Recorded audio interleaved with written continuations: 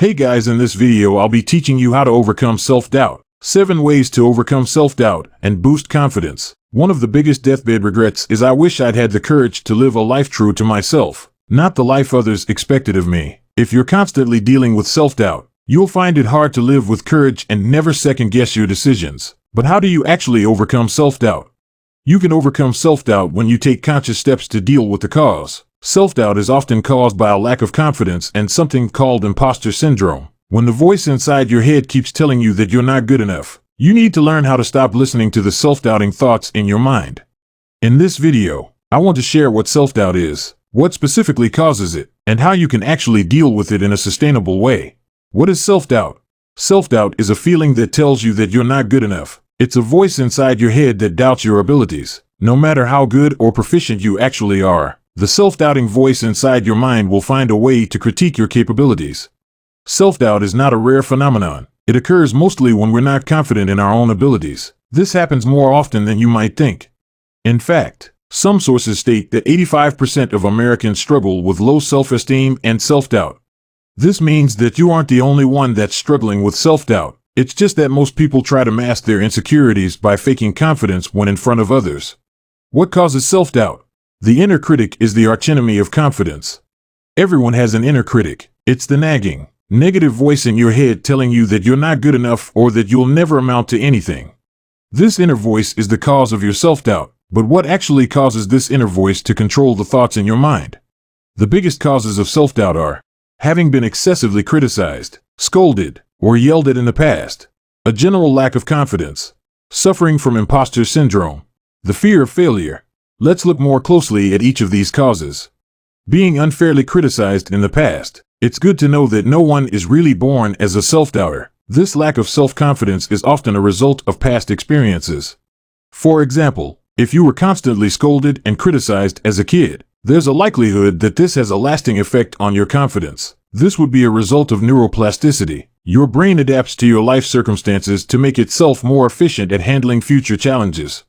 In this case, this is something that causes you to doubt yourself more in the future. If your brain is used to dealing with self-doubt, criticism, and being yelled at, it will adapt to these circumstances.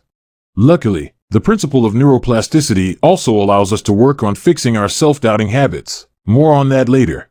By the way, if you want to start feeling better and more productive, we've condensed the information of hundreds of our articles into a 10-step mental health cheat sheet here.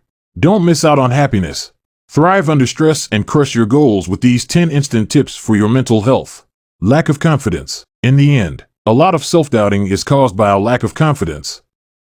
Like most psychological constructs, self-confidence is made up of and influenced by a myriad of factors, including, but not limited to, life experiences, including traumatic events, achievements, physical and mental health, stress, quality of relationships.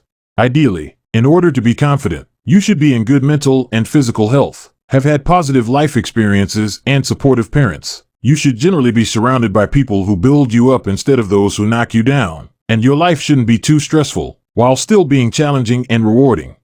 Another fun fact, research has shown that self-confidence and self-esteem rise with age. As you grow older and gain more experience, your faith in yourself will grow. If you're reading this in your late teens or early 20s, please know that feeling unsure and confused is the norm. Imposter syndrome. Finally, there's another phenomenon that often causes self-doubt, especially in a professional environment. Even when you're really confident in your personal life, you can suffer from imposter syndrome at work. Imposter syndrome is the persistent feeling that you're a fraud and a fake and that someone is going to figure out that you don't know half as much as you pretend to. It can affect people of all ages and from all walks of life, and it can often stop them from achieving their true potential. If you want to learn more about this topic, we've published an entire article dedicated to imposter syndrome and how to deal with it. Fear of failure. Fear of failure is fairly common. I'm willing to bet that you have experienced it, too. Whether it's not joining the workout group you've been thinking of or applying for a new job, most of us have been held back by the fear of failure at some point in our lives.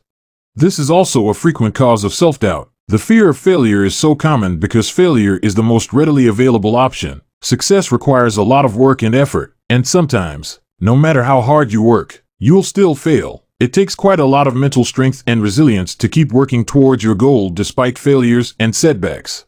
How to overcome self-doubt. What can you do to overcome self-doubt? This seemingly simple question is a bit more challenging to answer, as it involves changing your mindset and forming long-lasting habits. If you hear a voice within you say you cannot paint, then by all means paint and that voice will be silenced. Vincent van Gogh. Here are some tactics you can use to help you deal with your feelings of self-doubt and to become more confident in your own capabilities. 1. Start small. The key to conquering any kind of self-doubt is to start small and gradually work your way up to the really scary stuff. For example, if you're self-doubting your math skills at work, just try to start with the basics. Start small and build an Excel sheet that uses formulas, and slowly build up your confidence in yourself. Alternatively, if you're doubtful of your public speaking skills, getting in front of a packed meeting room is a bad idea. Speaking to a smaller group of colleagues is more likely to build your confidence as you start collecting positive experiences and little successes. Think of overcoming your self-doubt as a staircase. Take it one step at a time. If you try to jump several steps ahead, your chances of losing balance and falling increase. 2. Practice self-appreciation. Whenever we're about to make a decision or take action on something of importance to us, it's easy to second-guess ourselves. It's in our nature to anticipate threats or danger. But one thing that heightens our paralysis is the way that we perceive ourselves. It's the way that we talk to ourselves. The negative voice in our head that's causing self-doubt is something that we can limit by practicing self-appreciation. Self-appreciation is seeing yourself exactly the way you are, valuing yourself for it, and showing yourself compassion and gratitude. There are 4 steps you can take to practice self-appreciation on a daily basis. Step out of your negative thoughts. Accept who you are at this moment. See the goodness in you. Be grateful. We've covered each of these steps in our article about self-appreciation.